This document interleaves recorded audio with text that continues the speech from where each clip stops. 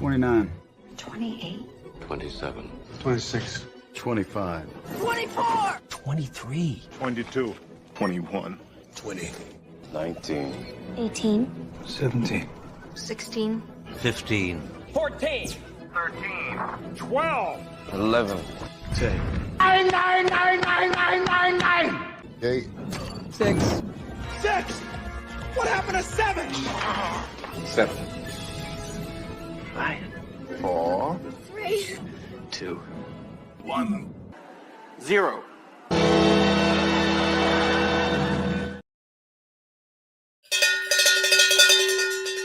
It's the only free bell you get for the evening. I see Brian's like, Jesus Christ, that's loud. I forget how deaf I am, and it doesn't bother me anymore. Brian Nadeau is already here. We were talking before we started this. So we're going to wait. We didn't get a show is running late because of mic issues. No, we didn't.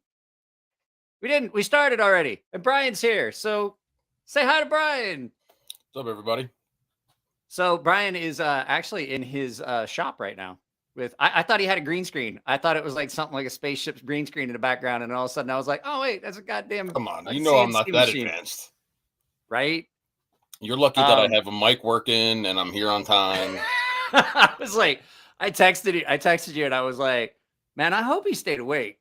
Like, because I know me, I was like, It's only 8:30 here. I'm tired because I've been sick, and then it's just been crazy, stupid around here.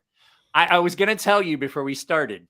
Do you remember when your truck broke down? I called you and you were like, "Hey man, let me call you back. My truck broke down and we're on vacation." What a nightmare. My wife's car is in the shop. I got like $8,400 worth of repairs I got to do on my wife's car. Ugh. Yeah. Was it at least close to home? It was at the house. Oh, so that's not too bad. You know my situation. I was a million miles away. It was I could have been on a different planet from what they were telling me. You know, they couldn't get a tow truck down by my car. And then you didn't hear, I got it home. Well, first off, I got screwed by shipping companies because you sign up for a shipping company online and all of a sudden you're getting 9,000 calls, 9,000 emails, 9,000. No joke. I'm saying I It's didn't like even know buying something. It's like buying something to. for Frost Cutlery Corner Network. I have an email address. We bought some stuff as a gag one time. A bunch of those like garbage knives they sell on Cutlery Corner Network, Frost Cutlery. And I have an email account that I just can't use anymore. It's just, I was like, they have ass fucked my email address for all eternity. Email addresses like that just, they got so, even with filters, they just get so bad that it's like impossible to keep up. Yeah. Yeah, I remember we were talking about that. You're like, yeah, I got a shipping company. And then one company said they could do it. And then they showed up and they finally get the truck home. It was here for more than 3 months before they can get the axle for it to replace it. So it's sat, I'm paying for a truck. It sat in a dealership for 3 months before they found the axle. And then they painted the rear quarter and they didn't fade it. They didn't fade it in. They stopped right at the seam. And it's like, the colors aren't even close. It was like, so, it was like so those now Mako I hate it was now like I hate the truck. Mako $100. No, it was from a dealer. This was at the deal. I brought it to the dealers. I figured, I'll bring it to the dealer this time. Let them deal with it all because I knew this. I knew the whole situation, and they totally screwed me. So now I have this truck that I totally hate. I love the truck, but now that it has that, it makes me crazy. I want to get rid of it. So I'm just don't know what I want yet. The wife and I talked about it. She's like $8,400, and I was like, I got a bunch of knives I can sell. I got a bunch of stuff I can get rid of. And I've got a bunch of savings bonds I've had since I was a kid, the double E bonds that continue to great. I'm like, and now's a perfect time to use them for something. You know, they've been in a lockbox for how many years now? So 40 plus years. I have to use it for that though. It'd be nice. Well, I mean, a trip or something, you know. I don't go on trips. Like they go back to Japan and stuff, and her parents a lot of times foot the bill. But yeah, it's been a banner week here. My brother-in-law, my oldest brother-in-law's wife committed suicide. My wife's car broke down. Fucking, I'm looking at having like 2 feet of my lower intestine removed, and I'm like, I just throw the car breaking down on top. It's okay. Like that's the way it happens. Everything at once, you know. It's but the only way to get through it is put your head down and get through it, you know. Yeah, so I gave him it was so she has a Prius and they last forever. From everything I was looking, I was like, that thing has only halfway through its lifetime. And we already own it fully outright. And I was like, $8,400, or do we trade it in and get something that I have a monthly payment on for years? I mean, $8,400, and then we have another car that is going to last us another five or 10 years. And so it's just been the whole thing. I was going to say I had changed a couple things in the write up of how this life he was going, because I was like, he's back and angrier than ever. And then I see your post that you got half your knives, and I was like, maybe he's not so angry now. No, no, that He's doesn't still help me. angry. It doesn't help me. So they shipped so far. They've been shipped in 3 batches. A big part of the batch, which was about a third, and then in 2 more batches I've got so far. Altogether, I have maybe half, not even half. Well, I mean, at least The you can problem get is they didn't give some of it me out. a complete set of anything. I'm missing some of these. I'm missing some of these. So now all the ones that are going to dealers, I wanted to wait until everything was here so I can ship it all at once, and it makes it easier mentally. How to, because believe it or not, when you have this many knives there, things start getting whacked out. It's when I say get whacked out, you're picking up knives and you think it's one thing, it's something else, and now all of a sudden, shit, did I put the right one? I mean, shoot, did I put the No, right you can ones in curse. We're past the first little Oh yeah. bit. So Yeah, we're good.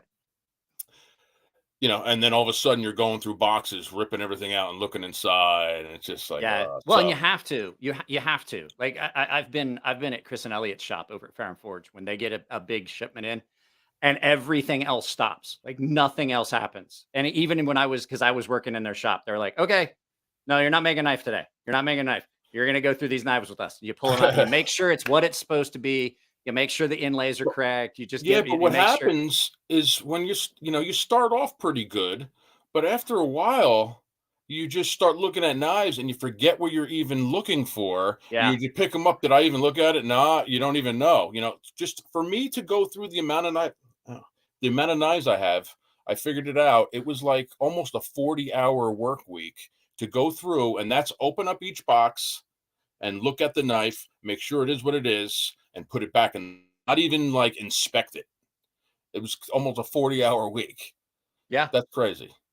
Yeah, You no, know? I mean that's what I'm saying. Like they everything would stop. Like it was like 10-hour days just going through boxes, matching stuff up, making sure the SKU numbers match what they were. You're like, okay, this is supposed to be black and carbon fiber, and this is not. It's satin and I don't and just raw titanium. Where's the ones that we need that because they had orders out and stuff like Right. that. Yeah, Well, it's it's hard enough to keep track of that, and Riyadh is really dropping the ball. I like Dave; they do a fantastic job at the knives, but for what I'm doing enough numbers that the next 10 guys are doing.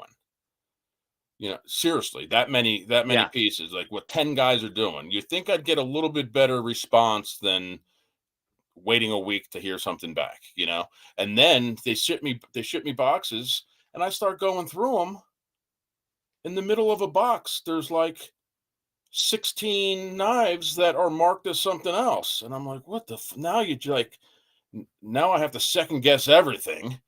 now I have to go through It's everything just else like, again. right. It's like, oh my God. And then, so now I have a full complement of anything, all the dealers. So I have to figure out, but I'm at the point I made the decision. I am going to send the dealers all the green and the carbon fiber ones, let them get them out, start Yeah, making some money. I need to start making money.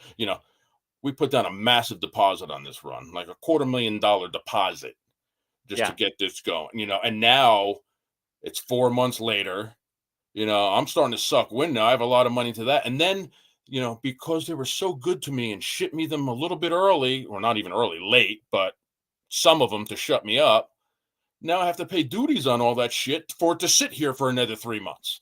It's like, it's like, come on, you're not helping me. Yeah.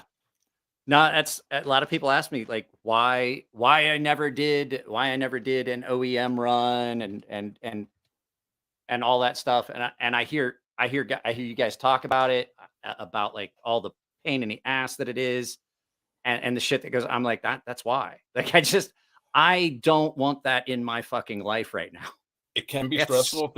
Really, the stressful part for me, at least, and I mean, they keep telling me that, oh, we're not going to break off, trade with China or anything. But when you have this kind of money over there, yeah. things go south. It's like, man, what that will ruin me. I have to sell my house.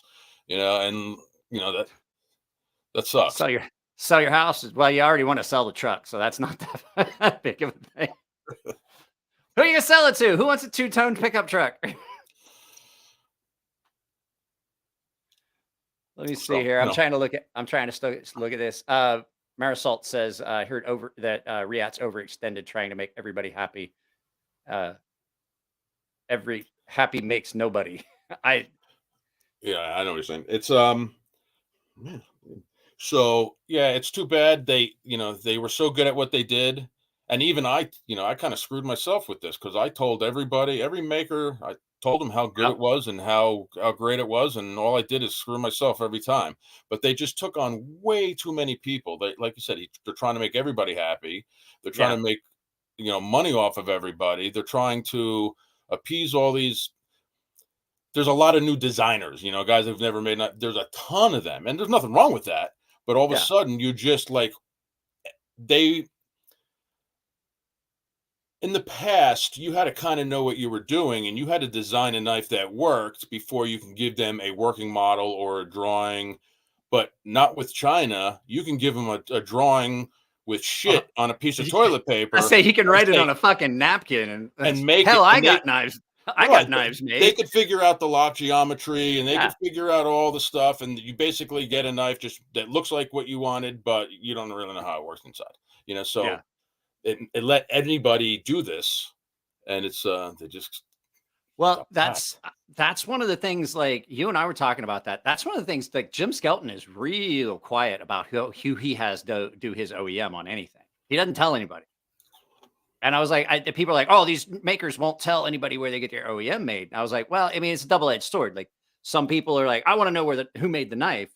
But the fact is, like, if you find a good OEM that can do what you want, and you don't tell anyone, they're your OEM. Like, basically, if you keep your mouth shut, not as many people are going to find out. And Jim was like, it's exactly why a lot of people don't. Yeah, I guess then you have the flip side. Yeah, but then you have the flip side. Like, people want to know where the knives were made and stuff like that. Which, if you see the knife and it's the quality you like, who gives a shit who made it? I honestly don't.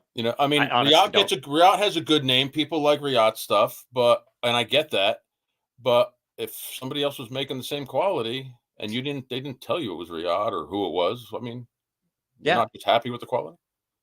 Yeah, I mean, like I honestly 9 times out of 10 don't even try to figure out where things were made, unless somebody tells me, like Eric Oakes. He told me exactly who made his knives. It's Riyadh. It's a Riyadh made knife, and they did a great job on it, and as I would expect. And but it's it's one of those things where, like, what if you don't tell them? If you just tell them you had OEM, no one really needs to know. Like, it's going to say country of origins China. But you don't have to know the maker. Like, if you got a good quality knife, who gives a fuck who made it? And then you have the other side where these guys are putting these, Chinese made knives out as customs. There's money to be made doing it the honest way. I just don't see why you would be sleazy about it. Oh, would we be talking about M3 Tactical Tech? I'm not talking about anybody. I'm just saying. I am. Fuck them. So, Tempered Trail. Somebody in here was saying that Tempered Trail, who's one of my newer members, is Zorro, and I don't think it is, because I looked Tempered Trail up on Instagram, and it's a shoelace company, and I think they're out here in California, if I am correct. So I don't think it's Zorro. I'm telling you guys right now, I looked it up and I sent them a DM because they joined my membership here the other day and dropped a $50 super chat. So, guys, I will say, if you guys are thinking about dropping a super chat, I would much rather that you guys join my membership. At least I can own you, or provide you value. I can own you. I can provide you a value for that money instead of just throwing money here and I ring a bell. But there are times that I can ring the bell like this. So that, I mean, that might be worth it. Sorry, I had to do that. Man, It high had to tech. be done. High tech. Yeah. Yeah, well, I mean, I've accumulated some gear. Unfortunately, everything is still on milk crates because that way I can move everything around and turn this back into a studio for filming other stuff or a workshop. Yeah. It's a multi-use studio. Do you do So- other things besides knives? On my YouTube channel? No. No, I mean, I didn't know if you maybe had other YouTube channels that you did other shit or. I do have a gaming channel. Like when I get done, there's a lot of times that I'll just like while I'm uploading a video, because I've got a couple videos that I shot today that I haven't uploaded yet. So there'll be times where like I'll get done with this live feed tonight and I've probably got another 2 hours worth of work. So like 10:30, but it's just uploading stuff that I filmed and edited. And so I'll just kick my PS5 on and put my headphones on and just stream it on my gaming channel. And a lot of the guys that are here will follow me over there and watch me shoot people in the face on the internet. So, okay. So what knife was it? What knife? I know I looked at it, but I can't remember which one it was. The one that you were waiting on to show up. The mini Evo. So that's the mini sized Evo. That's a 3 3/8 blade. Oh, okay. Man, that's good looking. Wasn't here really. Great size. It really they turned out nice. So the first one was the full size. That was a 3 3/4 inch blade. I got to review one of those. I can't remember. You sent it to. Did you send that one to me or did Levon? Oh no, Levon sent it to me to review on the channel. Yeah, I don't even remember who I sent to. Half the times I ship out, and I shouldn't tell people this because I'll never get them back. I ship knives out to half these people, and I'm like, I forget who got what, and they go. Sometimes they go from one person to another. It gets a little crazy. So he didn't send me one. Yeah, I'm on the list. So I posted anybody who wants one, let me know, and I'll send you over a few. But I send them to the people. If you don't contact me, I'm not. I honestly didn't. I don't have to. I really don't have to send them to the reviewers. So it's kind of like at this point, yeah. I don't. I do it more for them than even for me. It's. I always appreciate when I get stuff. Like Eric Oakes sends me stuff all the time, and I told Eric, I was like, "Look, it's just like I'm not trying to get free." I tell people this all the time. I'm not trying to get free stuff. Like if you want me to just take a look at it and just give it a real quick overall review, so that people can see it pre-release, or if you want me to do like a hard use, like this is like I'm gonna fucking go to town with this. Either way, I mean, like I can keep it or I can send it out. I've got plenty of. Well, I'm about to sell a bunch of them so I can finance a fucking car to fucking fix it. But yeah, I mean, it is cool when you get them and then you can use them for content. You can sort of comparative things and things like that. But yeah, I don't get near the stuff that other channels do. And I'm like, wow, I've been doing this for a lot longer than some of the other channels, and I've got a lot more subscribers than some of the other channels. I'm like, how the fuck are they always getting this? And it's just because I hate Instagram and I'm never on there. And so when people put out shit like that, I never see it. And I'm like, I just fucking hate. If I'm on Instagram, it's because I found something funny that I'm going to post up. So yes, I mean, Instagram is pretty much all I do. So everything is done there. Let me ring the bell here for Dopey.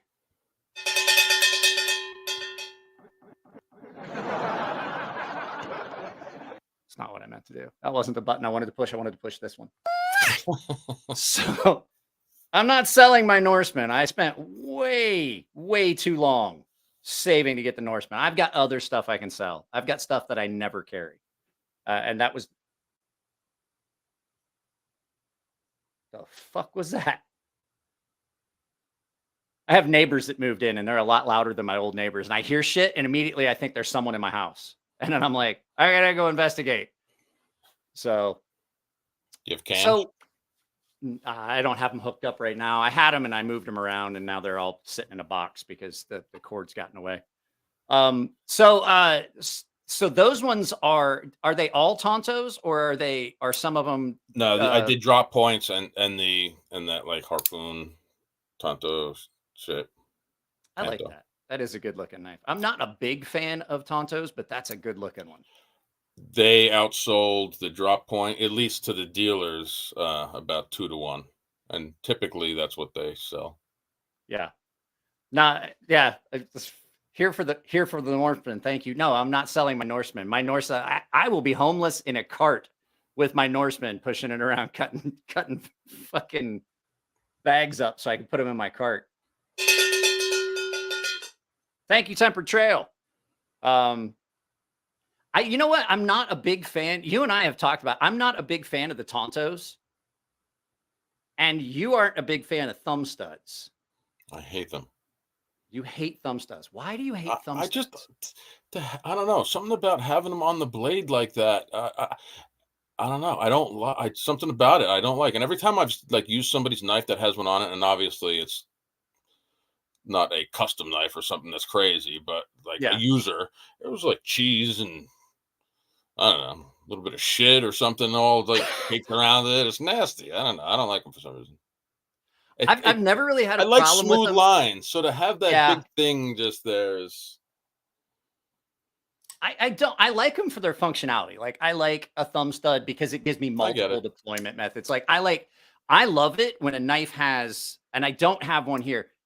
I love when a knife has like at least 2 or 3 different deployments, and that's why I like button locks because you can back flip it. If it's got a thumb stud, you can thumb stud flip it, and then you can just use the button. And it's not like I just fidget with my knives, but I just like that to be able to do that. I get it. What I really like is to be able to reverse flick off like an aperture. There's something so satisfying about flicking a knife open that way. And when people don't know how to do it and they see it, they're like, wait a second, how did you just open that knife? And I was like, I just Yeah, don't reverse get it. flicked it. Yeah. I'm not very. My hands don't have that kind of motion. So I mean, I can do it, but I'm not good at it. I'm losing a lot of dexterity in my hands. I got bad carpal tunnel and nerve damage all down my right arm, which is why I'm not making knives anymore. So Apex Alchemy, I'm just coming around to thumb studs, but I definitely prefer a thumb disc. Love, live, Ernie Emerson. I can deal with a disc a little bit more than a stud. I can. I like a both. I mean, I really don't have a deployment method I don't like except for front flippers. And that's not necessarily always true either. Like I like this. This is a front flipper or thumb stud. And I don't dislike it because the way the detent is on it, I can slow roll it. But like to try and flip it, and I definitely can't do it with my index finger. Yeah, I can't either. So, but you said something, you said like cheese and stuff. I've had a bunch of people like, oh, I don't like thumb studs because they're going to get in the way of the cut. And I'm like, bro, when I'm cutting, my thumb is right there. Like if the thumb stud is in the way, my thumb is way in the way, especially if I'm way up on it. Like I find that like I'm typically using like the front 3/4 of the blade. And I don't usually have problems with thumb studs. And I'm like, what are you cutting? Cheese that it's getting bound up in there? It was funny you said that. I was like, oh, well, maybe they are. So the Void XL has the best blade ever. Blade hole. Oh, best blade hole. Sorry. I smoke a lot of weed. I never said I was that smart to begin with. No, I like that one. Levon sent me that as well. I got to see the Void. I got to see the Void, not the Void XL, and it did. It had a really big aperture, and I really liked it. The production size Void, though, for me, a lot of people love that one, and I get asked for that one again all the time. But for me, the handle was too small. I couldn't. I said it wasn't that too. comfortable for me. I said that too. I said it was a great knife. I think you saw the video. We talked about it the last time. I said I love the knife. We talked about it at USN show is when we first saw, because I brought it there. That was and I wasn't happy with it because of the small handle. And I showed a bunch of people. I don't remember what you said about it, but a lot of people were like, "Oh, I love it," and I was like, "All right."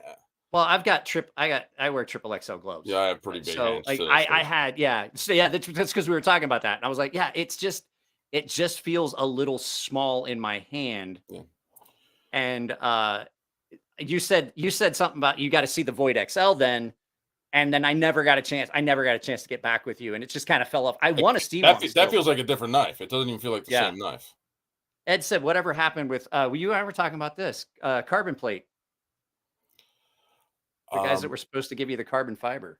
Yeah, I don't know what happened with them. I hope they were pushing to a volcano or something. You know, I don't know.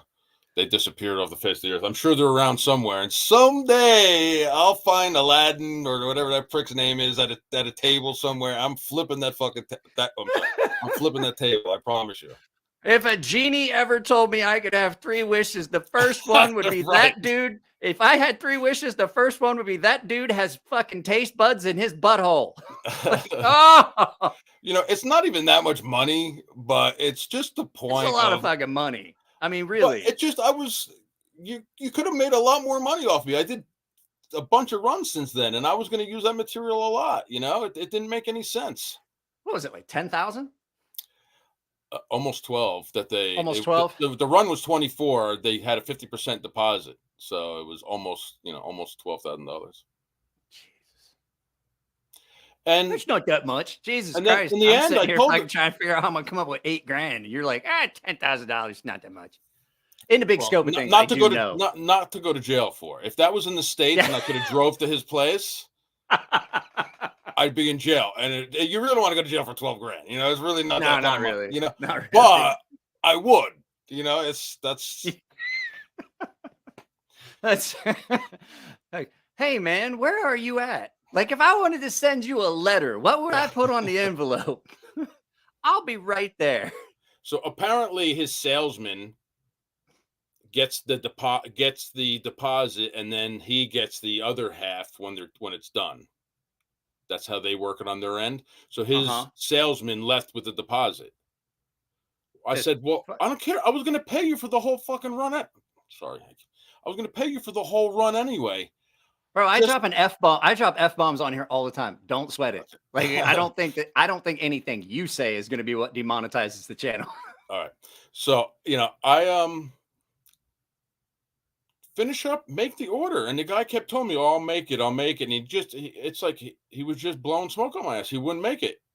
So I had to pull the plug on it and say, you know, I got it. And Fat Carbon stepped in and they did their thing. Yeah, and I've talked with those guys, and they seem pretty nice.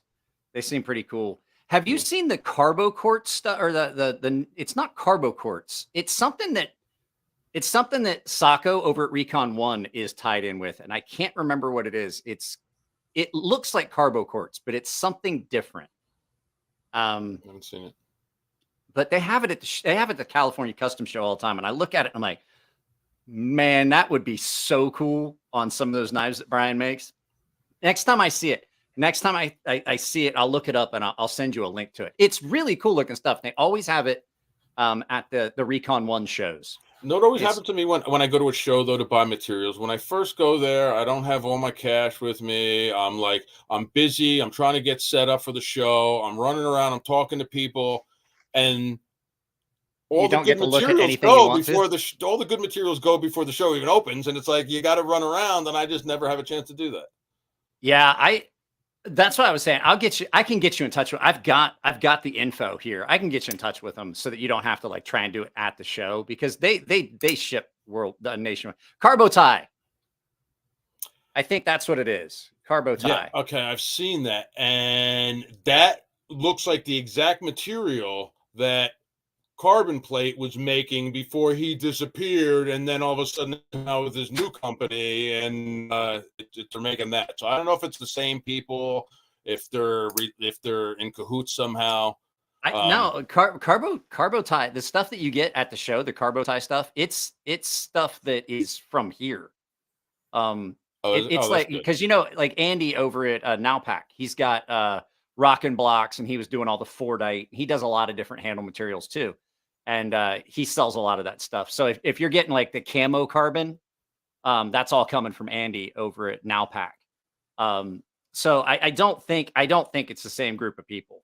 That's good, because I hate to flip somebody's table that doesn't deserve it. Yeah, like, this looks like some shit that fucking somebody else had that pissed me off. So hey, do you drink coffee? A lot of coffee? I wouldn't say a lot. You should try out some of this. I'll send you a link to it. It's definitely. It's really good coffee. I have an affiliate link where you can save 5%. Guys, that was a little segue into letting you guys know I've got a bunch of affiliate links. Anything you purchase supports the channel. But no, the Coffee Brand coffee stuff. I didn't wear this on purpose. I just happened to have it on, and I saw you had your coffee cup, and I was like, "Hey, perfect segue."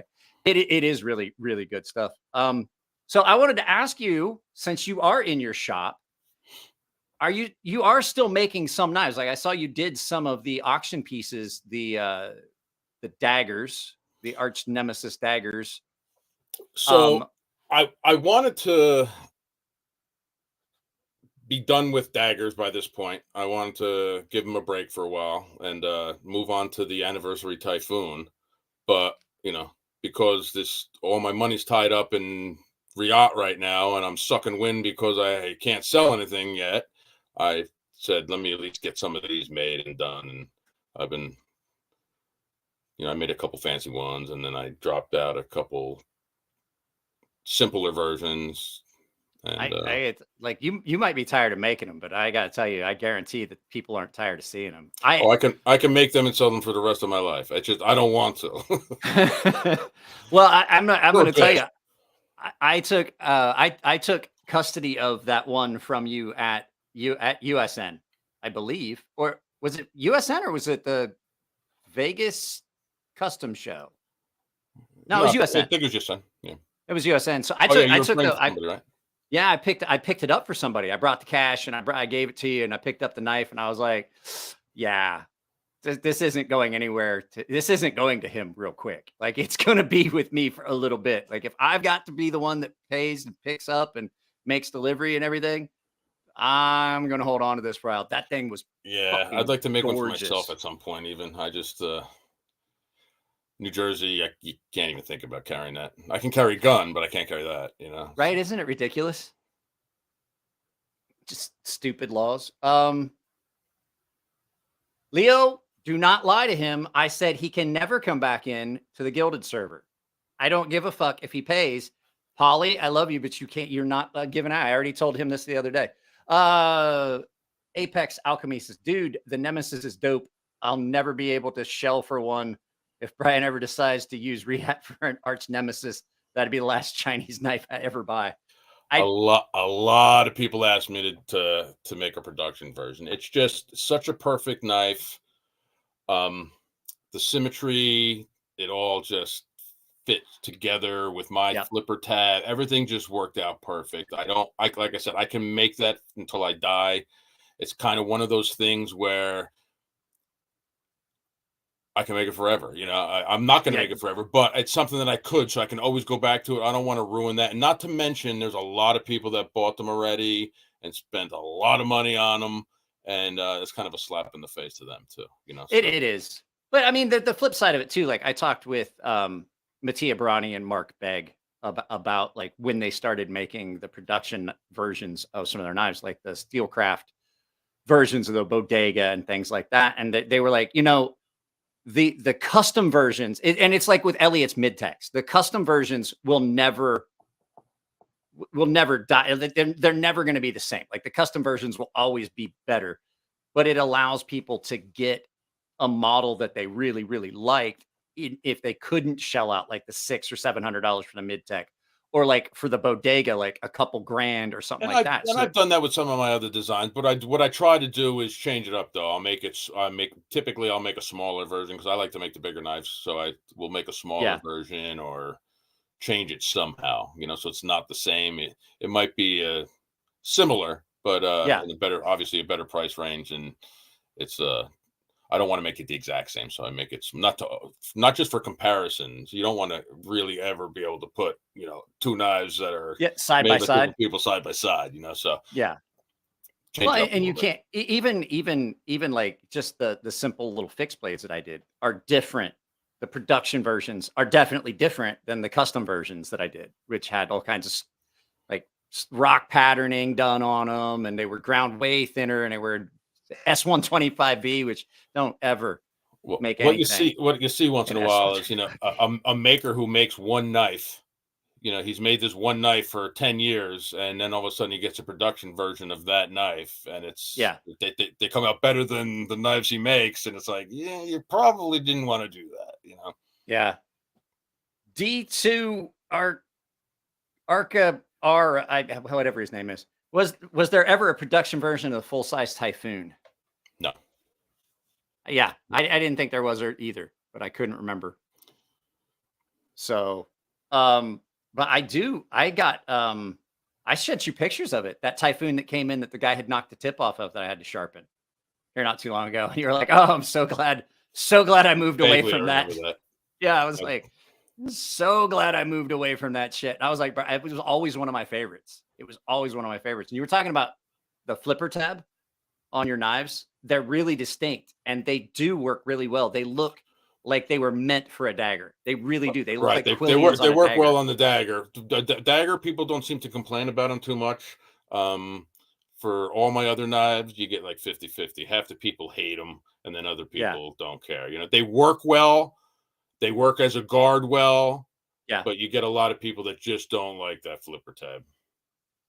I remember I must have seen 3 people cut themselves with your arch nemesis dagger at that knife show. I was like, Jesus.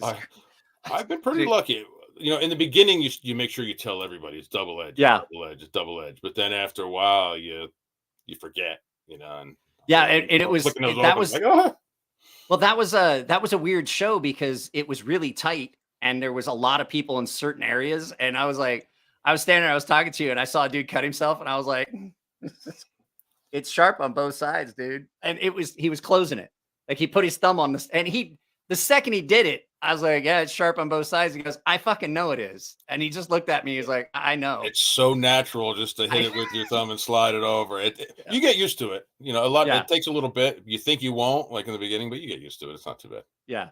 No, they were those ones that you had at the show were great. So what's the next show you're going to? You're going to Texas. No, I'm not. I'm not going to. You're not going to Texas. No, I ended up not knowing what's going on. It's hard when I have all these runs and I'm not really making as many knives. I just this year I just said nothing. The only thing I have booked is Blade Show. Nice. Well, I mean, you got some time. When you and I talk, we both like. I enjoy talking to people at shows. I don't enjoy the show in general, especially considering like I've got to try and film, and it makes it just a pain in the ass. Yeah. I've not gotten to go to a show and just enjoy a knife show since ever. Like any of the knife shows I ever went to, I always filmed them for the YouTube channel. Well, you know, when you have a table or a booth or whatever you want to call it, it's you know, depending on who you go down with, you don't really get to see a lot of the show. Even if you go down with people who will watch your table or run your table, or you know, people are there to see you. I can't be running around the whole time. Yeah. There's some guys that do. You never fucking see them. You're like, where the hell does it? You know, I stopped by here 3 times and he's never here. I try to be at my table the whole time. You know. I always feel bad for the guys that go by themselves because then, yeah, they absolutely don't get to say anything. I was at Blade Show West in Portland, and Tony Marfione Jr., TJ at Heretic Knives was standing there. I was like, what's going on, TJ? He goes, man, I'm having a shit day. And he's like, I'm hungover and I ain't sold a fucking knife all day. He's like, you want to stand here and watch the table for me for like 5 minutes? I just want to walk around and fucking, I was like, yeah, sure. 5 minutes. Fucking 45 minutes later, I'm standing there. I sold 3 knives and he's fucking walking by and he's waving at me from the other side. I was like, bro. And he goes, yours now. Well, did I ever tell you the story with my buddy so the first year, and well, we're on a podcast. I guess you can't stop me in the middle of it. You might as well hear the whole thing because no, go ahead. Half these people probably haven't. So my first Blade show, you know, it's my first show going to. I wanted to enter the Typhoon into the tactical folder, you know, the awards. You had to have it in a room at a certain time. You have to go to this room at a certain time. And I brought my buddy Bill down and said, listen, he was running around grabbing swag from everybody. I said, you have to be back at this time so I can go to the room and drop off this knife for the contest. This is part of the reason why I came to this show. And the time comes, he's not around. I'm like, son of a bitch. I call him. You know, the phones there barely work because there's so many people. It's like, man, he finally shows up like 15 minutes late.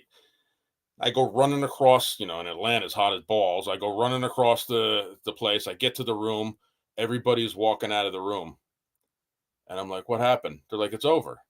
I'm like, son of a bitch. I call up my wife. I'm like, I'm going to go punch Bill in the face. I'm like, you know, I'm flipping out. You know, I'm like, this is it. I'm going to fight this guy now. And all of a sudden I see other people walking over. I'm like, I saw Les Robertson walk over. I'm like, what? I'm like, who ended up winning? He's like, oh, it didn't happen yet. I'm like, oh. So it was just the other people coming out, you know. So, and then I end up entering, and I won it, and it was all cool. But I was like, shit, man. I was talking with I told Bob Terzuola when we went to the Long Beach show, the knife show, Long Beach, last year. Artisan took my little Warrenclyffe fixed blade, and they entered it in, and they were like, "Hey, we entered your knife into one of the competitions." I was like, "What one?" I was like, "Tactical fixed blade," and I was like, "You do know that there's a Bob Terzuola fixed blade design in that competition, right?" And they were like, "So?" And I was like, "I don't know why anybody else entered a knife in that comp. Like you could easily just have not entered that knife, and I would have been fine with it." And so I came in the next day, and everybody's like, "Hey, did you go check and see if your knife won?" And I was like, "I don't have to. I know who won." They're like, "Who won?" I was like, "Bob Terzuola." And they were like, "Well, how do you know?" Did you check already? I was like, "No, I just fucking know."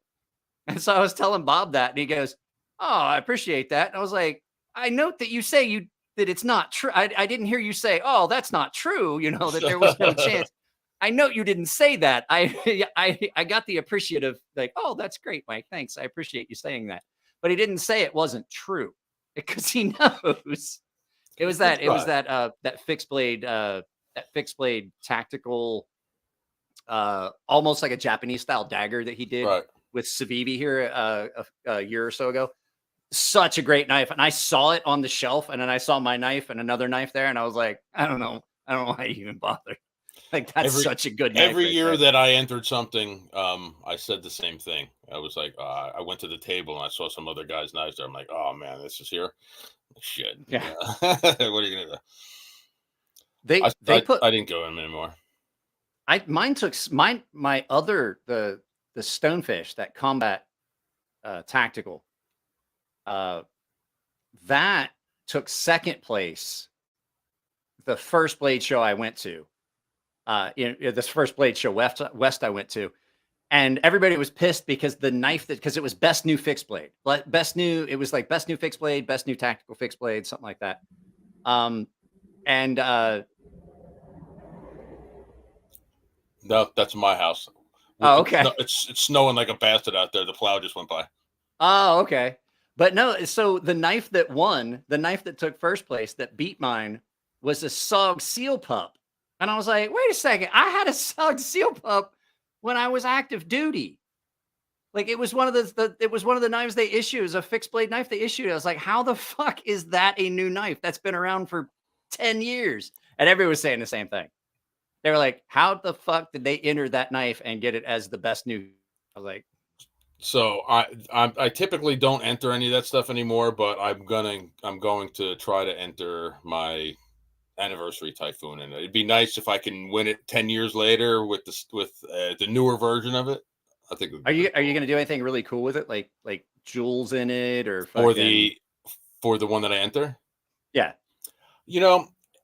that goes back and forth. So originally they wanted it to be tactical. They wanted it to look tactical in a tactical situation. They want it to be dark, no bright shit on it. And then since the years have gone by, things have got a little bit flashier. So I don't know. I got to think about how I'm going to work it out.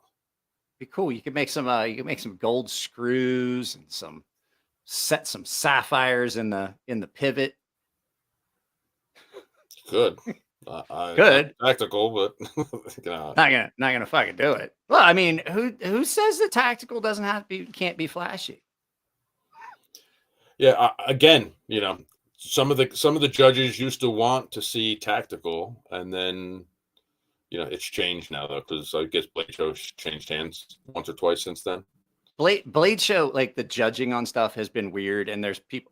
Hey, look how he's frozen. Oh, you were frozen like for a second. Figures. Well, I get used to that because somebody will take a picture of us. Like Levon the other day posted a picture of all of us at the New York Custom Knife Show. Yeah. And Jeremiah took the picture, and I know he took more than one picture. And Levon finds the fucking picture that my face looks the worst in. It's like I know he does it on purpose. That bastard. Is he freezing up for everyone, or is it just my internet? I'm just curious. Now I have to know because it's raining here. So San Diego, it never fucking rains. So they don't waterproof anything. So the box at the street that all of our internet feeds off of gets water in it, and it fucking fucks shit up. And every time it rains, I have shitty internet. Okay, so Apex Alchemy says that you're freezing up. Okay, doesn't surprise me because he's got shitty weather and it's snowing. Yeah, bad. It's bad right now. So Broad Arrow says it's just me. Let's freeze. Polly, shut up. No one fucking asked you. Just enjoy living in your shithole Chicago. Fuck off. Go make some barbecue. It's my buddy Polly, Purple Heart Barbecue. If you don't follow Polly over at Purple Heart Barbecue, you should. I would prefer that he just stayed on his channel and you guys followed him there if you were going to have a conversation because he's fucking annoying. So, have you got some new designs that you're working on? Have you got anything new that's coming up? Just the anniversary Typhoon. I mean, I have a couple designs of past stuff that's going to be going to some new manufacturers for production stuff. Okay. Not really ready to say what they are yet, but I'm going to be working with some other people now. I'm going to give some other people a try. So see some other people who could just piss you off just a little bit less. We'll see. And I'm trying to track down somebody for American made stuff. So yeah, people get on me all the time because they're like, oh, you're always like shilling for the Chinese companies and shit. And I was like, bro, if I could get the volume of knives from American manufacturers at the price point and they were willing to send them to me for review and stuff, I absolutely would. This would be an all American made channel, but the likelihood of that happening is slim and none. And I would only be able to do like 4 videos a month. Like I'd be able to do 1 a week, maybe, because there's just not, it's right now. I hate to say it, like this kind of sucks. American manufacturing is a lot like Chinese buffet. Like when you go to a Chinese buffet, when you go to a buffet, you get 3 options. You got good, you got Chinese, and you got buffet. Pick 2. Because right now, if you're looking for American manufacturing, you get it cheap, you get it good, or you get it fast. Pick 2. And it's just like if you're gonna get it fast, and good, if you're gonna get it, what is it? Yeah, it's not gonna be cheap. If you're gonna get it cheap, you're gonna get it fast. It's not gonna be good. So I mean, there's just no real good option. You know, that it's really hard. And people are like, oh well, you gotta pay. I'm like, I can't, like I was talking about this with Benchmade stuff. I can't justify paying what Benchmade wants for a knife anymore, especially when you look at the quality issues that I get in every one I've seen. And it's not just, it's not like, oh, I got a bad one, but I got like 8 good ones. I haven't seen one that didn't have the same glaring issues: blade centering, blade play, sharpening, just inherent things that are in them. And it's sad because I used to love some of these companies. So good work isn't cheap. Cheap work isn't good. It's not. It's true. So have you seen any new trends in the knife industry that you absolutely are fed up with and don't want to see anymore?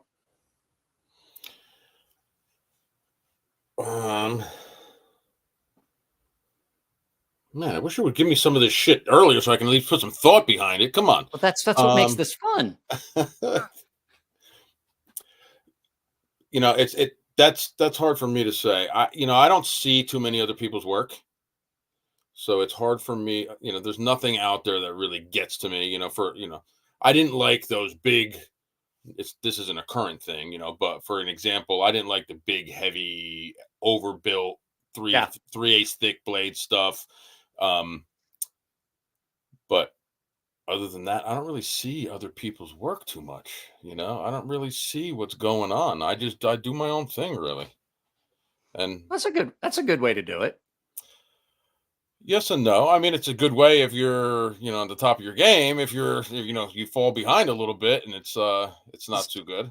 That's true. If you're just doing your own thing, and you're like, no, this is great. And everybody goes like, this That is like sucks. 1997, bro. Like, what the fuck? 1997 wants its knife back. Yeah, I can get that. But Medford, he means Medford, guys. No, I don't. I'm not talking. And somebody was in here. Mike hates American made knives. It's not true. It's not true. I love the TRM stuff. I love the stuff coming out of American Blade Works. I like Tony stuff over at Microtech, Heretic Knives, Cerberus Knives. He's doing stuff through Hephaestus Steelworks, Corbin Steelworks. He's doing stuff with Null Knife. There's a lot of really, really good American stuff out there, but it's just not being produced in the amounts that make it available and Right. financially affordable. Like, I just can't. I at this point I can't. There's very few knives that I could justify paying more than $150 for right now. And it comes from the fact that there's so many good budget options out there in that space. Even your stuff, like even with the heavy detailed chamfering and stuff that you do, they're still coming in. What are they, like coming in at between 4 and 5? You mean for the production stuff? Yeah. 375 to 425. Yeah, it's so yeah, about 375 for it. And I mean, it's just really hard to justify paying $600-700 for a knife. It's hard to pay $300 for a knife. I mean, if it- you're going to it use is. it, I mean, if you're collecting, it's different. I mean, I'm a gun guy. I got lots of guns that I shouldn't have paid what I paid for them. I got a Wilson Combat 870 shotgun that's like $2,400. It's really just a $300 shotgun, but it says Wilson Combat on it, so it's scattergun technology, so it's $2,000. I gotta disagree. I've got a couple back home that have Wilson Combat trigger sets, and I'm like, these are way better. They are way better. The triggers are nice, yeah. It shoots great. It's definitely smoother than any other 870 out there, but that's a lot of money. Yeah, for a pump shotgun. I got a Para Ordnance 1911 that I have. It's got an adjustable trigger. It's got the match grade barrel and all that stuff. It was a gun that my dad bought before he passed away. And what we would do is one of us would buy the gun and the other one would pay. So one of us would pay for the gun and one of us would pay for the upgrades to make it a match grade. And this was the one that we never got to finish. So we had all the parts. He had bought the Para Ordnance 1911 and I had bought all the match grade stuff. And I finished that after he passed away. I got all that stuff here and brought it home, and I finished getting it all put together and polishing the fucking feed ramp and all that stuff. It's a great, great gun. And that's one of those things that never will leave, ever. Like, I just can't. We have a competition, 629 Classic, Smith & Wesson 44 Magnum. Same thing. That one, I bought the gun and he paid for all the upgrades and the trigger job and all the stuff that we did to it. And that thing is, it is insanely smooth. But yeah, we paid way more for stuff on those than we ever should have. But that was back when I had that was also something way to more do with money. your father. So Yeah. I mean, that's a little different. That's yeah, it's but more yeah, about but the whole thing sentimental is value like we absolutely did pay way, way more for something that is just basically a little bit better than what we had when we started. You know what I mean? I have a $3,000 AK. It's an AK. What does it got? Why do you got to buy a $3,000 AK? You know what I mean? It's like, come on. No one.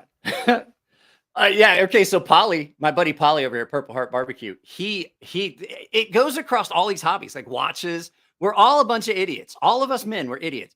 Polly is like big into barbecue.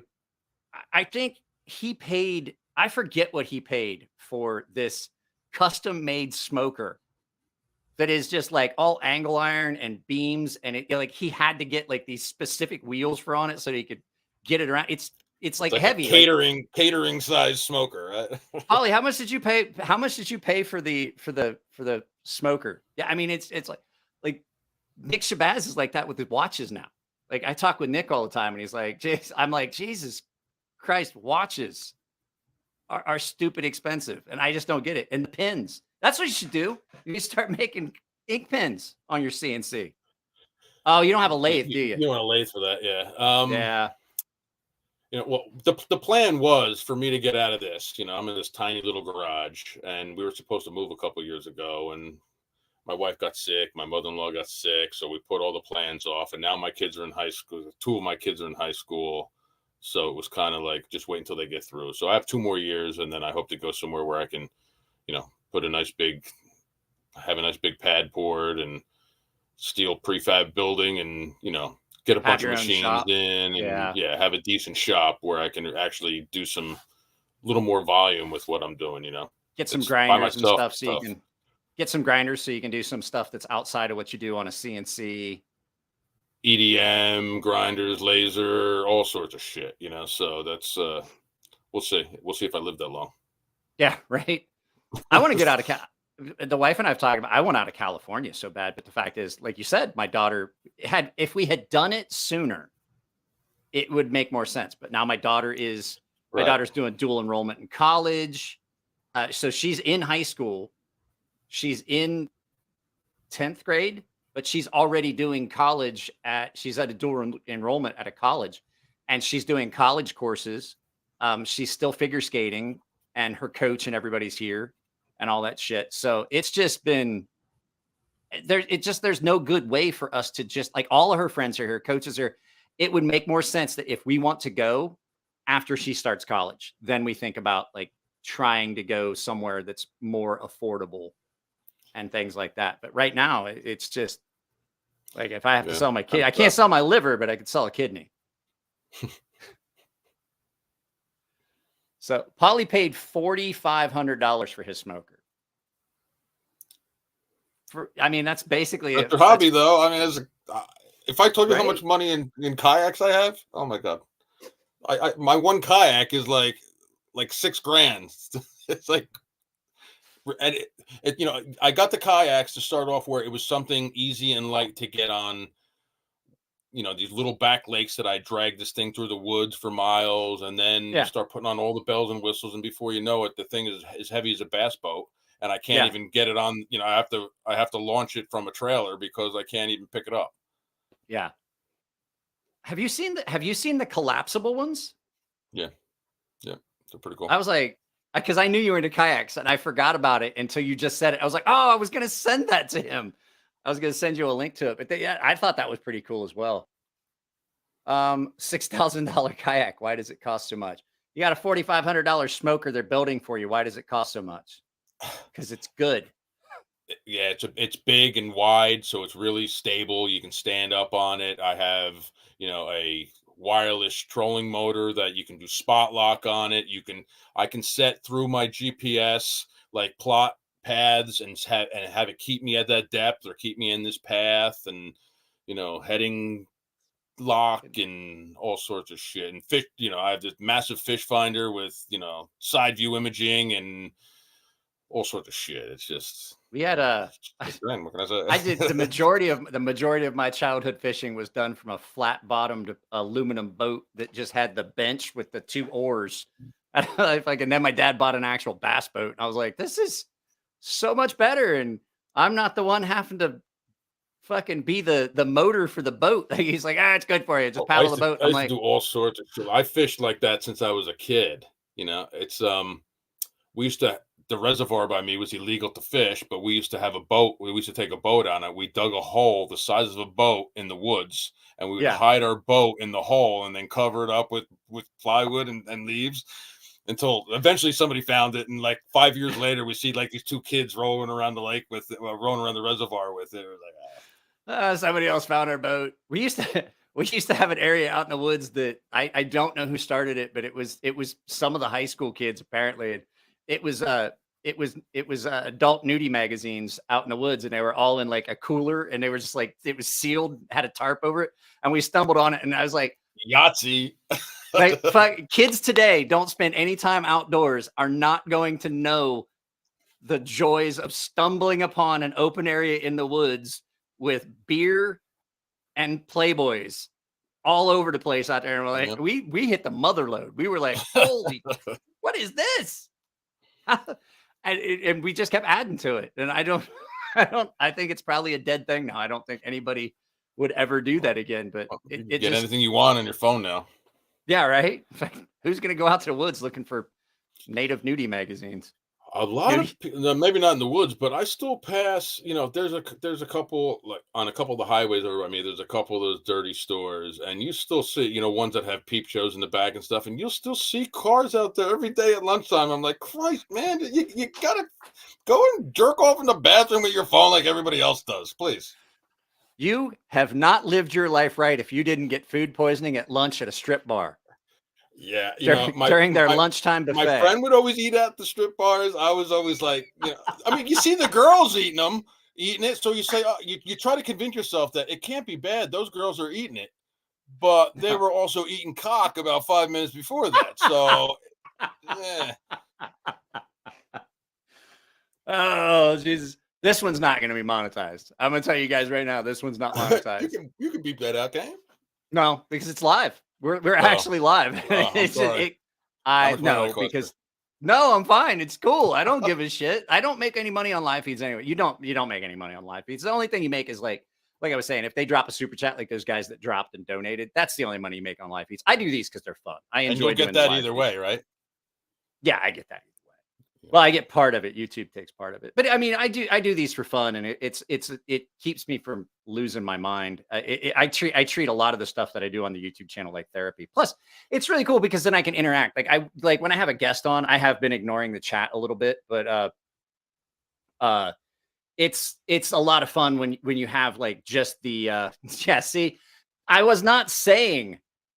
See, Arrowhead goes, he's demanding super chats, guys, and then they start with the super chats. I gotta ring a bell. 5 Door. You guys that drop super chats are already paying members. Like, I wish the guys that weren't paying members would become members, and then they can get into the gilded server and have a lot of fun. Brian makes me miss Jersey. Where in Jersey are you? Like, you're not like Jersey City area, right? You're not like close to New York City. You're like more upstate, right? I'm about 45 to 50 minutes west of New York City. Exactly. You get on Route 80 and go west 50 minutes. So yeah, you're not near as there's a lot of but a lot of people think of New Jersey like just the city, like New Jersey and like being like just a suburb of New York. I'm out more towards the country. I'm like right in between. Who needs monetization anyway? When you have you get $8,000 card bill. You get auto-tune bells. Now, I feel bad. Can I maybe send you tell me a part that you need for your car or something, and I'll send you the part. Okay, so what happened was, I let me get through these. Feel a little bit better. Thanks for that. I'm not going to ring the bell. Feeling like a bit Blue Oyster Cult. Hit me, Mike.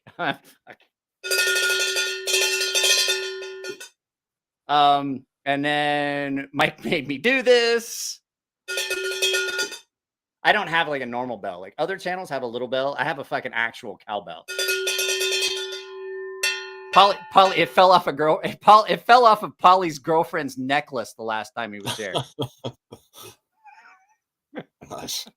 So, what I was saying was like everybody, like I always think of New Jersey as like the city and everything, and a lot of people do, but I've been there and there's a lot of like beautiful areas of New Jersey. Oh yeah.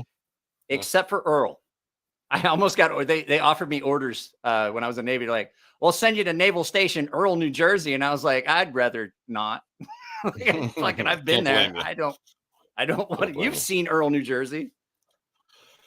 There's a lot. You know what's funny is, as small as New Jersey is, every once in a while, some people say, well, we'll be talking to somebody, where you're from, and they come up with a town. I'm like, where is that? I've never heard of it at all. There's a lot of weird little places. I'm from Ohio, and Polly loves this. I've told this story a few times.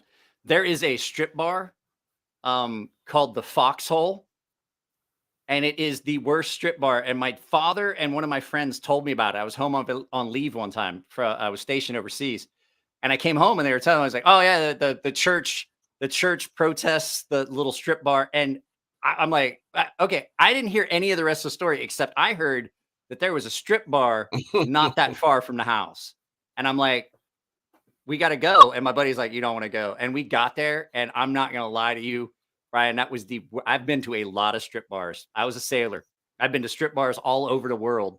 That was by far the worst. Lack of teeth, or are they all plumpers? Bro, like it was like the holy trinity of strippers. So you had cesarean sections, stab wounds, and cigarette burns, and they were old and nasty and like hillbilly chicks with no teeth and meth teeth. And I'm like, and the weird thing is that you can't buy alcohol in that bar because full frontal nudity you can't have. Now you can drink. But you bring your own, right? You bring your own. I know. We go to the same place. You bring your own monster cooler. It doesn't make sense. It's all right. And so across the street, the guy that owns the strip bar owns the little convenience store across the street. The only place you can buy, and it's in the middle of fucking nowhere, Brian. Hang on.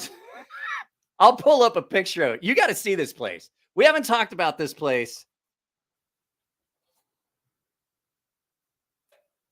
Let me see here. The Foxhole Bar, Coshocton. Yeah, there's a couple places that I've been to like that too. Of course, I don't know. I'm done with strip clubs now. I am too. Like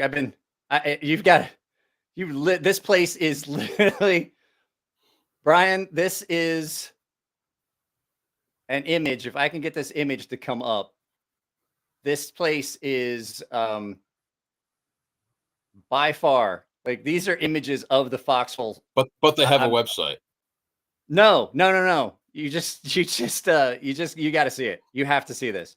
So I can't pull up like an actual image because it's all news stories about the church that is protesting and stuff. But this is the Foxhole Strip Bar.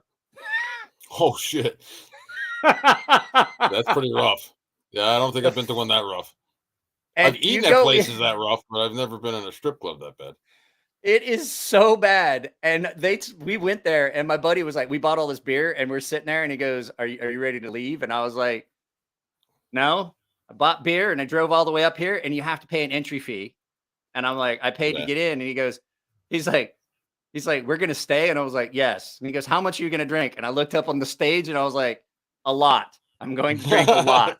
I'm going to drink I was like, we are going to have to go back across the street to buy more booze. And he was like, they kept telling me I didn't want to go. And I have to admit, they were fucking right. Chuck it said, shut your pie hole and take our money. And we'll give Leo some too. But no, literally, the church, the pastors and the people from the church are literally outside all the time. There's like news stories about it and stuff. They are outside protesting the strip bar. And the chicks that work at the strip bar will then go and protest at the church about like, let me make a living and shit. And it's just life in the Bible Belt. Like I grew up in a town of 124 people. So like, I mean, really? Yeah, it's so we're on the outskirts of where the high school is, which has, I think, 4,000 people. It's just in the middle of fucking nowhere. There's so many things that you just don't see anywhere else in the world. Like I still am just ice cream trucks. I lose my shit when I hear an ice cream truck. I'm like, fucking ice cream truck. Like I'm 48 years old. I've lived in San Diego for almost 15 years. And still, I just lose my shit when I hear ice cream truck because it's something I've never heard growing up. It's just always, really? Oh, yeah. Man. We had multiple ice cream trucks. We'd have like Mr. Softy come by with soft shit, and then you'd have the regular ice cream guy that would come back with all the frozen stuff and the stuff you can get in like the stores now. You know, we got it good. No, and then we had the Italian ice guy. We had Italian ice guy too. Closest we had was the Swenson's guy that would come and delivered frozen dinners and like fucking drumsticks, the ice cream cone things. They like you could order stuff and they would come and deliver like frozen dinners and stuff like that like once a week. But you couldn't just buy it. Like it's not like they were driving down the road playing music. They were delivering to houses. Right. Like, what the fuck?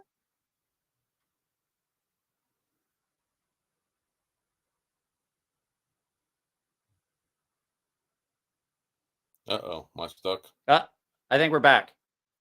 Are we back? I'm back. It happens with this internet. Like I said, it's raining. Swans, that's what it was. Swans. I got the thing mixed up with the Goonies. Swenson's. Remember the Goonies? Ice cream. If you wanted to give a lot of money to a woman who wouldn't bang me, I'd get married. If I wanted to give a lot of money to a woman who wouldn't bang me, I'd get married again.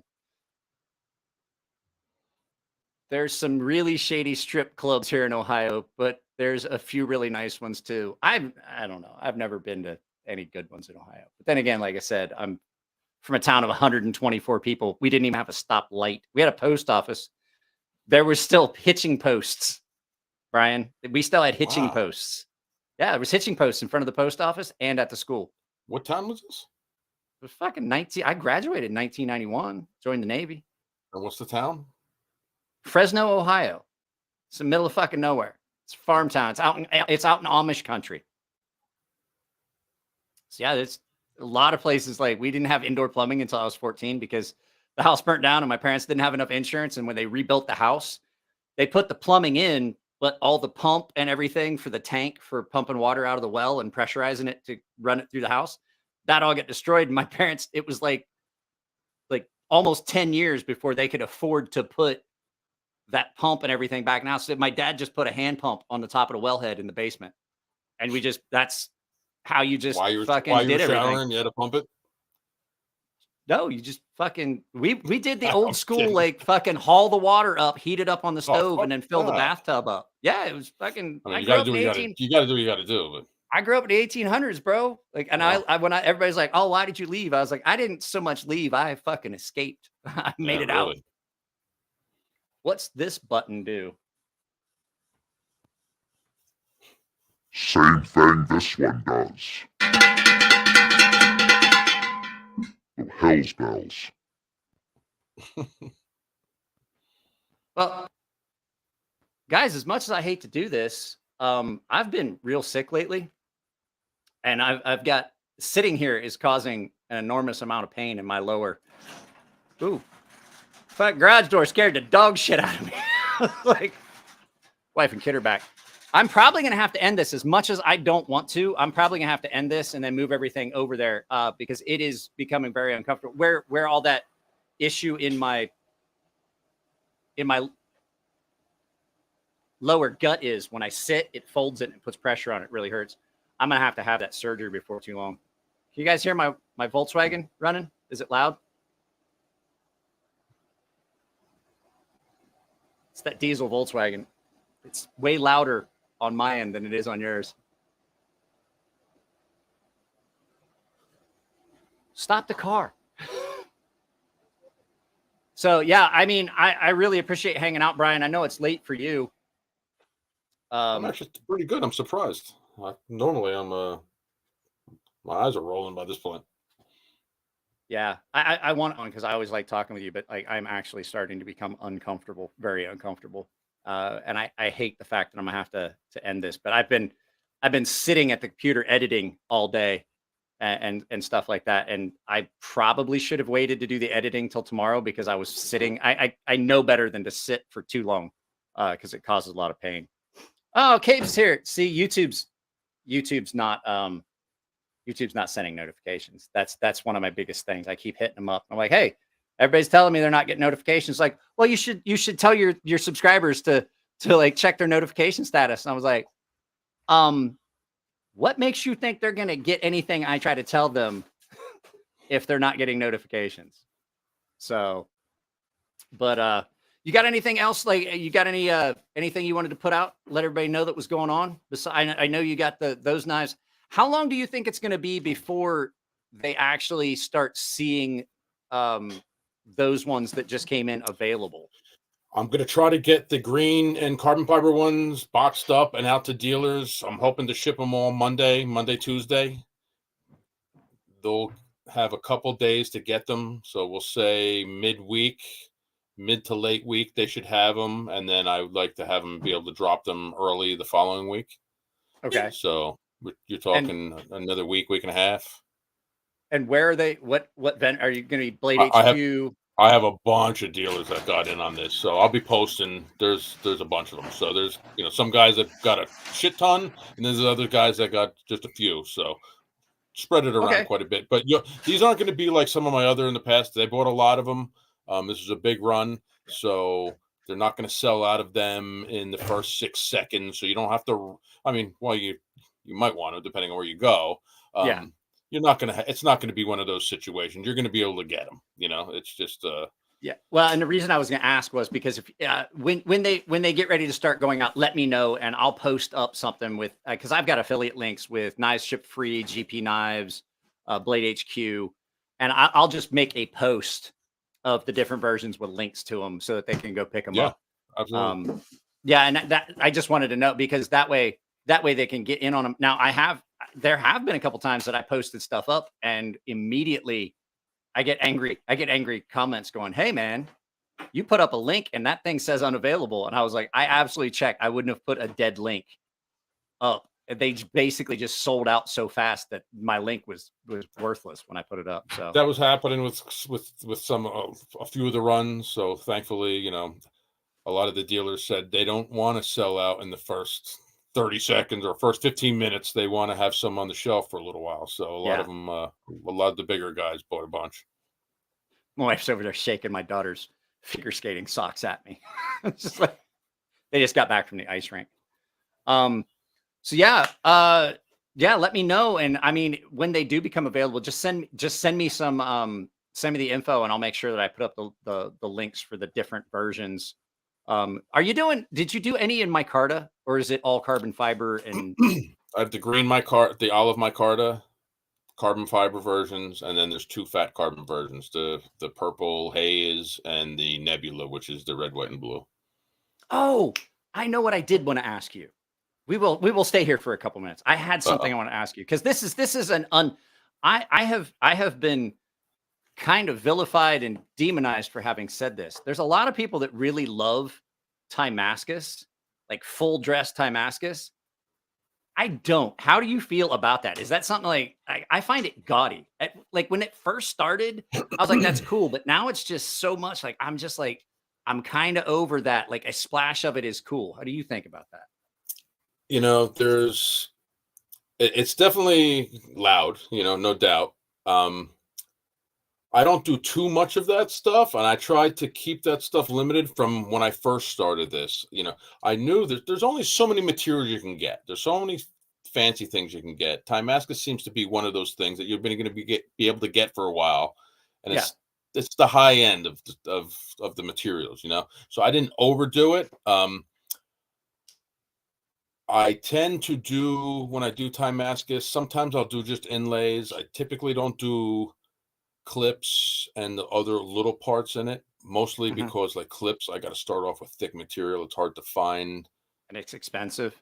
The material, so my clips, they come down pretty thick. So to hold, you have to be able to hold it to machine the whole top half. So you need extra material. So I got to start off with like over 400,000 thick material.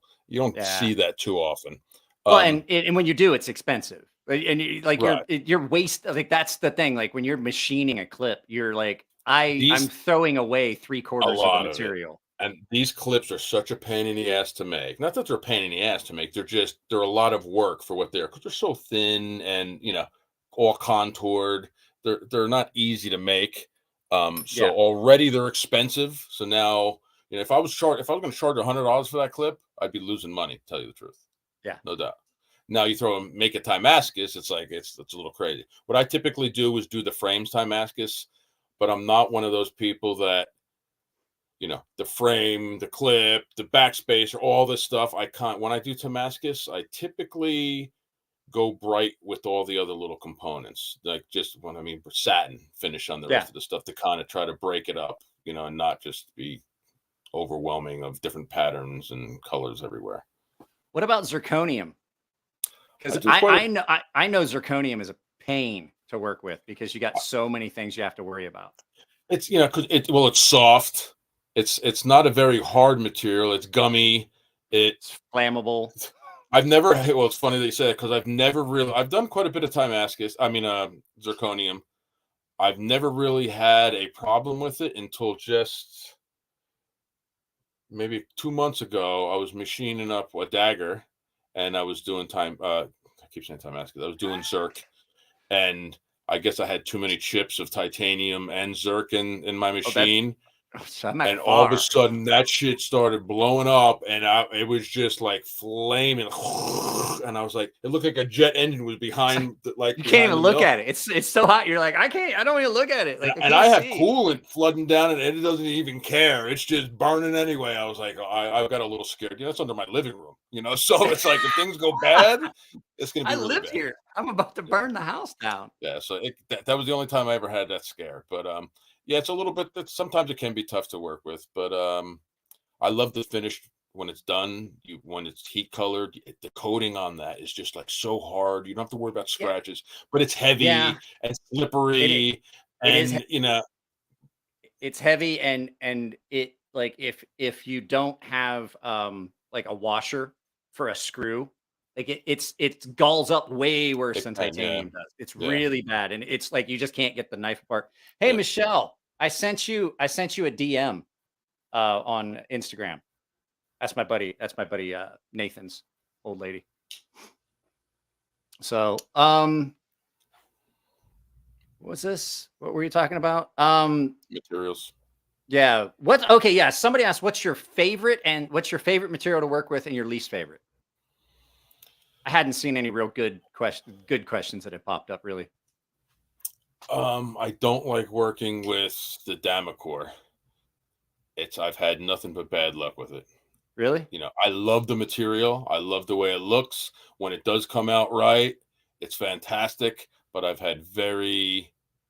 have thousands of dollars of blades hanging that are ruined for one reason or another. It's never the same thing. It's always like something different that happens. Is it because the layers don't mill the same way? Like they're different hardnesses or something? Well, some that the Damascus on the outside, not the core, the jacket, the Damascus jacket, had like weird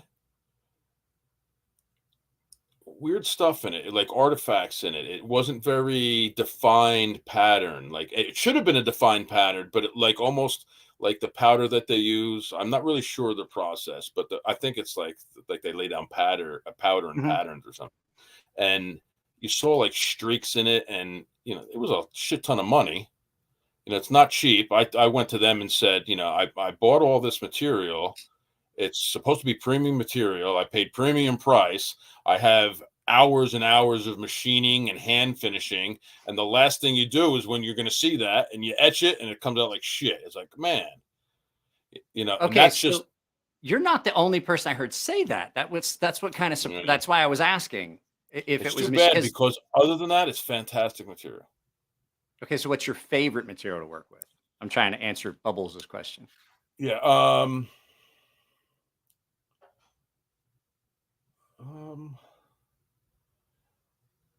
I would probably, it's kind of a lame answer, but it's just titanium itself. I was always the one that, especially in the beginning, I did a lot of colors and patterns, and I did stuff that you couldn't do with all the other materials. Titanium you can anodize, and I was able to do with this fancy milling, and that's really the stuff that I enjoy to do.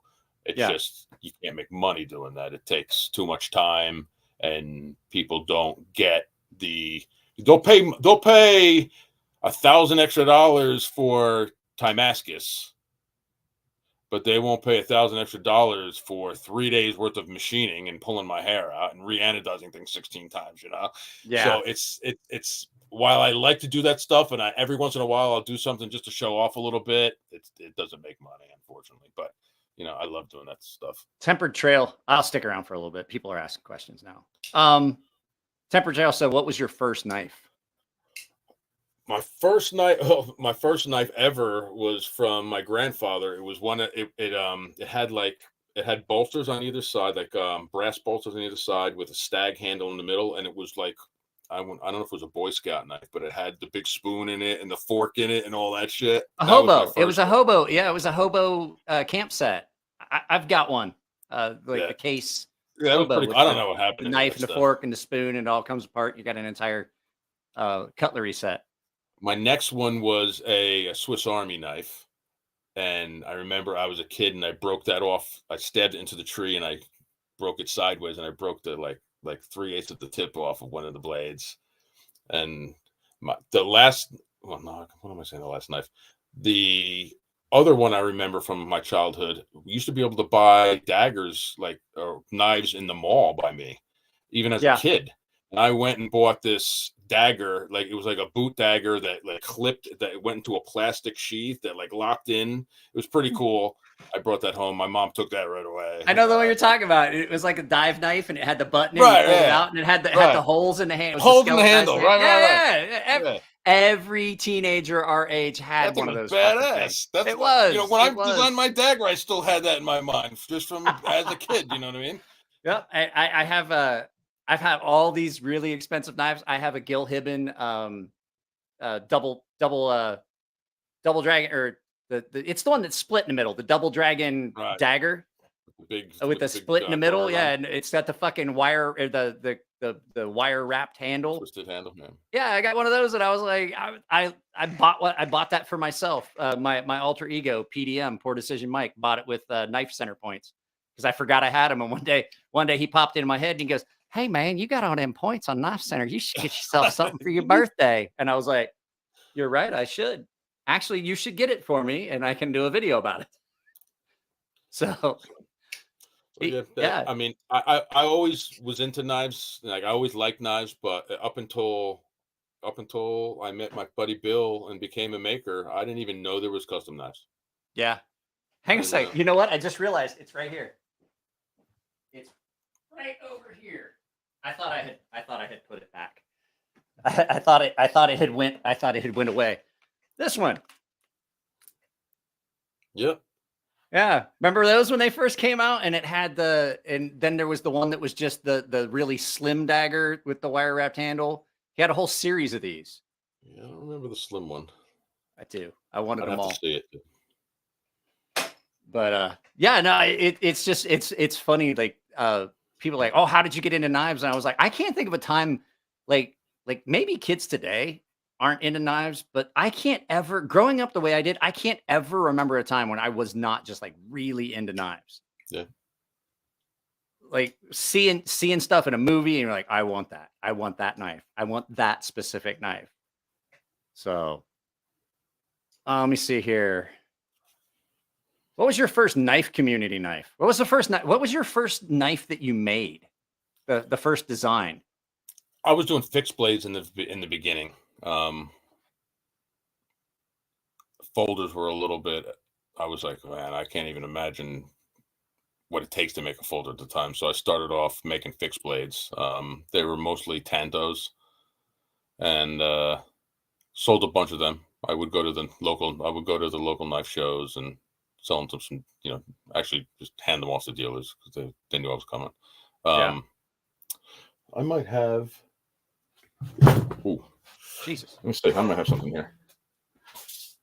I can hear the sound, but I can't see you moving. It was like frozen, and I just heard a thump, and I was like, "What the fuck was that?" Yeah, I'm looking to see if I have one of my original ones here.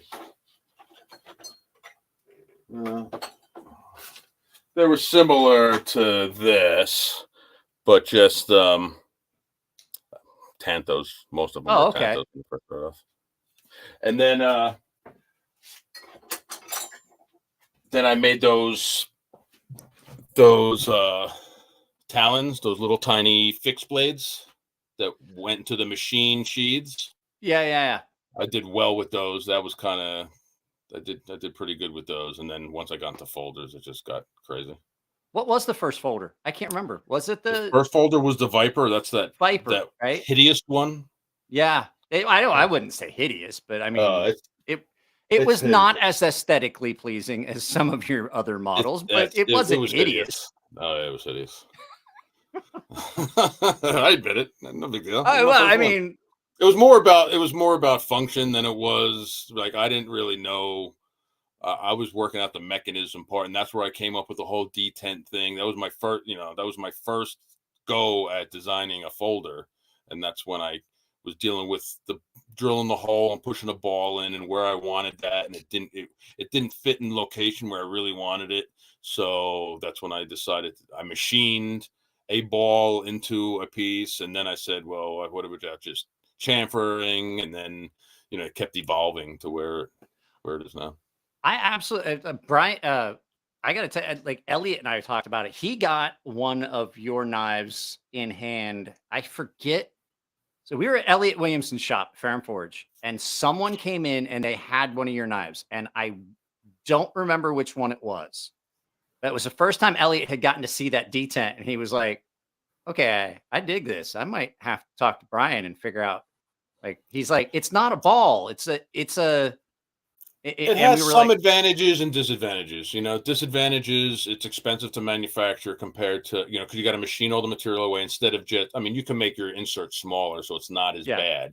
But you have to do that.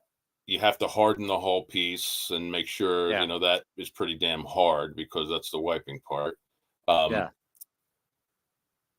It doesn't break as clean as the ball does. Like once you feel almost no motion on a ball break.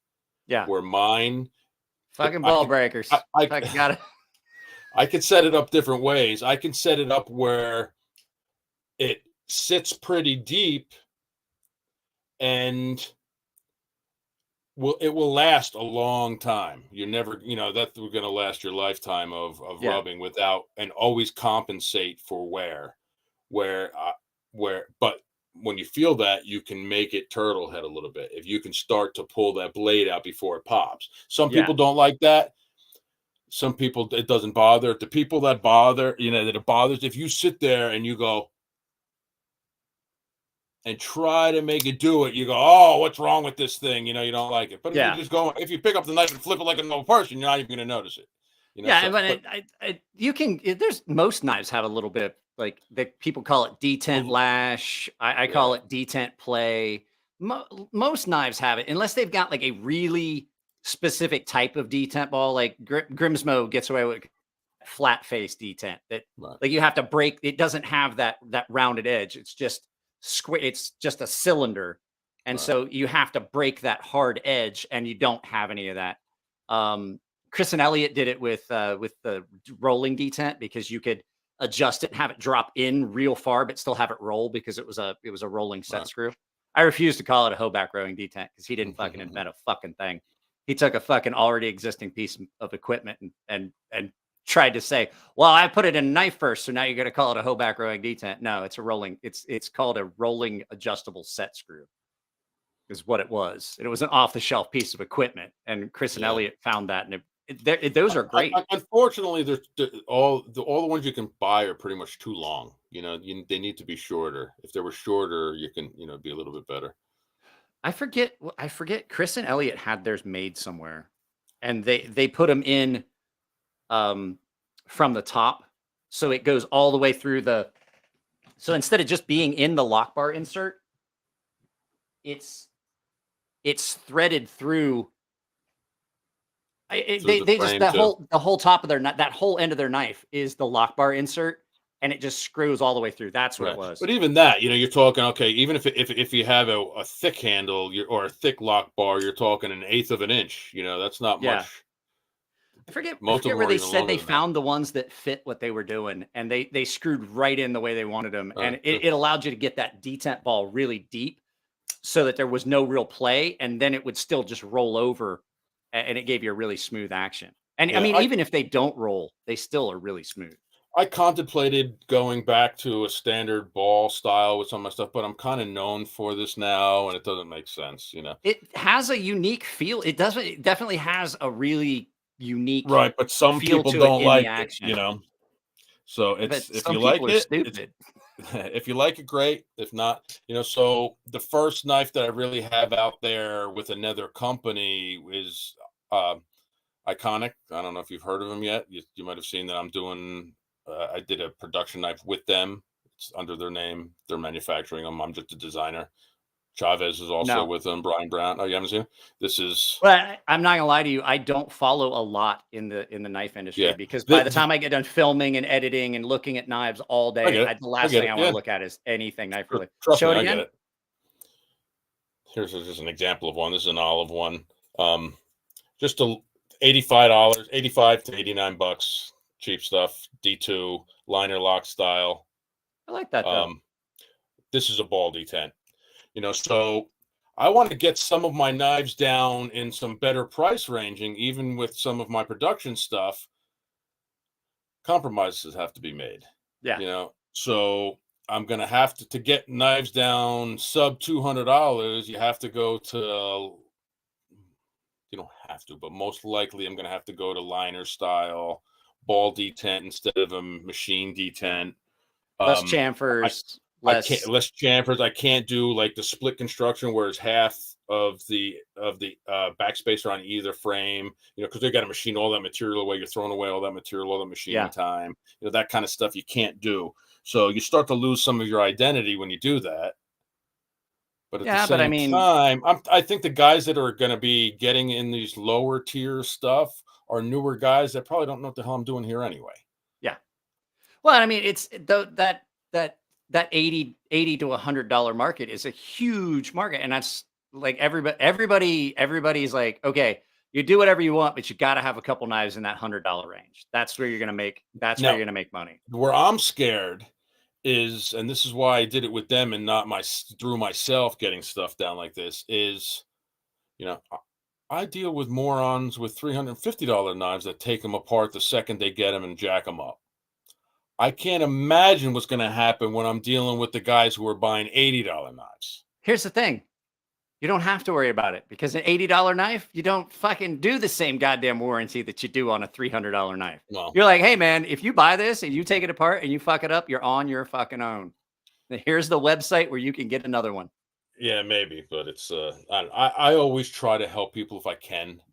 Mechanical stuff I always fix. I'll fix anything that's broken or not working correctly. I just can't do cosmetic stuff. If I sat and did cosmetic stuff, that's all I would do all day, every day, because I have thousands of knives out there, and everybody always wants them new. They always want them to look new because they're going to sell them, or they just, they bought it from somebody else and they want to fix it. Anything mechanical, though, I fix. I just can't do all that crazy stuff. That's why there's guys like me that have tumblers and grinders and anodizing kits and things like that in there. I'm building up stuff to get back to doing refinishing. I'm not going to be able to make knives. My shoulder and everything won't let me. My back as well. Can't stand in front of a grinder. Too, man. It's scaring me. That's why I'm glad that I have this production stuff working out well. I still have to keep up the custom stuff, and who knows what's going to happen with this production stuff. So I have to make sure that I can keep, but custom stuff going. But it's like the hand sanded blades and stuff are I can't do nearly as many as I used to.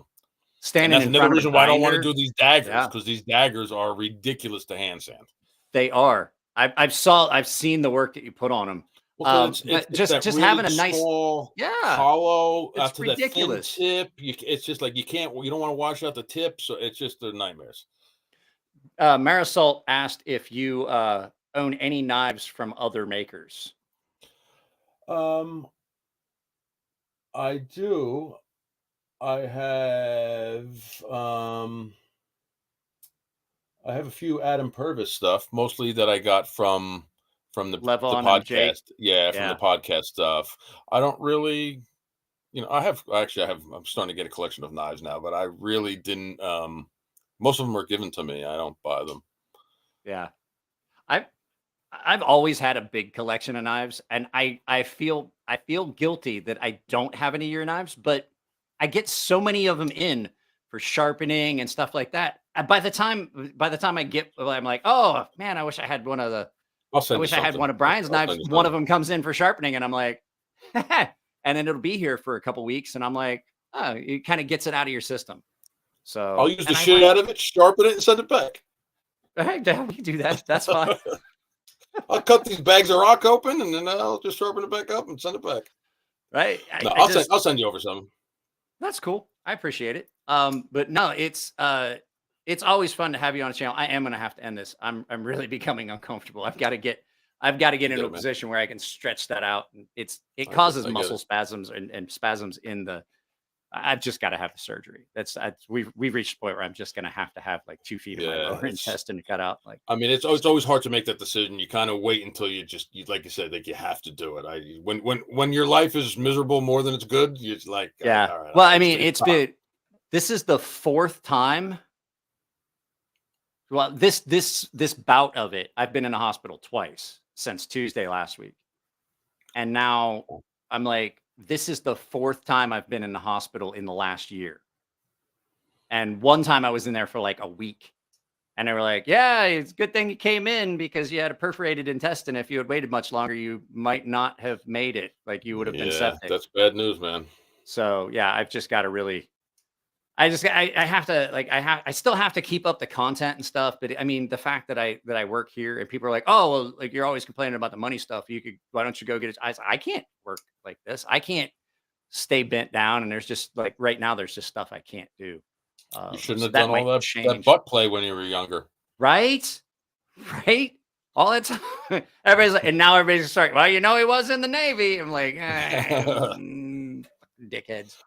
So, Brian, it's great. Anytime you want to come on, if you have anything you want to, like, if you want to just come on to show your shit to the 11,000 people that I have that follow the channel. I don't understand how I have 11,000 followers, 11,000 subscribers, and I can't get more than like 60 people to show up to a live feed. That doesn't make sense to me. Something's wrong in those numbers somewhere. So, yeah, this whole Instagram, YouTube, all that stuff, it's weird the way that all works out, and I don't get it. It's ridiculous. I see it, and I'm like, I'm getting the other thing I haven't figured out is I'm getting way less views on paper, but the financial part is not. Like, I don't think that I think something's wrong right now. Like, I've been complaining about it. And what I think that there's just an error in how it's reporting because financially nothing's changed. Like what I'm making by doing this has not fluctuated. Like it really hasn't. Until you had me on and you don't get paid for it. But. Right? No, I never get paid for live feed. This is literally like seriously, the ad revenue you make from a live feed is nothing because they don't really run ads. And that's why I've never really worried about like how much ad revenue I make on a YouTube. If it gets demonetized, it gets demonetized. If people drop super chats, that's fine. I have a lot of stuff. I have a lot of paying members that actually do kind of make up for that, and I do a lot for them. So it's a lot of fun. Yeah. I do the live feeds mainly because I enjoy having guests on, and I just enjoy interacting with my subs. So it's absolutely a blast always having you on because like. I have to tell them we had this conversation. Like everybody's like they see your stuff and like I talk to you and people talk to me are like, you guys don't have a filter. And I'm like, no. What you understand is this is run through a bunch of filters. Like you're getting this is the filter. You're getting the best possible version of what I'm thinking at the moment. Like you're not getting the raw uncut. That's what's and we talked about this a little bit earlier, even with the Knife Nuts podcast and stuff. I can get myself in trouble. There's a lot of things I'm still old school where I can drop words and stuff that just don't fly now, and it's like I try not to. 2 years ago, I could have said like shit that I don't say now. Live stuff, it's tough for me. I've gotten really good. I've gotten really good with the pre-recorded stuff. Like I very rarely drop any curse words. I dropped an F-bomb in the video about this knife because absolutely I questioned this design and I had to go, you know what? I just got to say it. It's fucking awesome. Because it is just a really good design that works really well. And I don't do that very often. And it all started like I had the channel and I just cursed all the time, but I wasn't monetized. And I realized my daughter's like, she was little at the time. So she'd have been like 2nd, 3rd grade. Her friends found out I had a YouTube channel and then they found out about it and they started watching. I was like, oh, I don't want that call from a parent that my daughter goes to school with. So I get it, man. Tempered Trails. Hit me up on Instagram. I already sent you a DM when you join the membership. We can talk about that, or go into the Gilded server and drop me a DM there.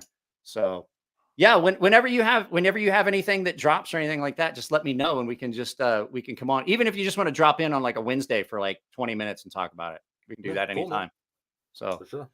Guys, I love you all. I'm going to end this. I probably am not going to upload those videos. If I do any gaming, if I do any gaming, it's going to be stretched out on bed trying to fucking make this stop hurting. So I did not give you guys the thing that I promised you would get every time. So let's get that out of the way and you can have Dancing Cat. They call me Cuba Pete. I'm the king of a rumba beat. When I play the maracas, I go chick chicky boom, chick chicky boom. Yeah. I like your countdown coming into the I podcast. It's very entertaining. It gets you. It actually gets you in the right mindset. It's pretty good. I absolutely was trying to build one like that, and I was looking for files like that of actors saying something from movies, so it would be something recognizable. And I clicked the one link, and it was that entire countdown, and it was downloadable, and it wasn't copyrighted. And I was like, money. I'm Perfect. fucking dropping that Yeah, I right like in. It is. It's a lot of fun. I like it. Guys, I love you all. Keep an eye out on the gaming channel if you're not following it. I may be doing some gaming. Check out Brian's stuff. I will absolutely be putting up links once they're available at the vendors. I'll put links for Blade HQ and GP Knives or wherever they're available that I absolutely can make a little bit of money on it too. So it doesn't take away from anything from Brian. You guys can support the channel and I make a little bit of money. So, and then I think Saturday and Sunday, I'm going to have some stuff going up. I'm going to have a quick sharpening tutorial video that goes up on Saturday and probably a full video on Sunday. And we still are going to have Dutch Bushcraft Knives come on as guests as well. So, Brian, thanks for hanging out. Good talking, man. Take care, everybody. We're going to get out of here. I'm ending it. Brian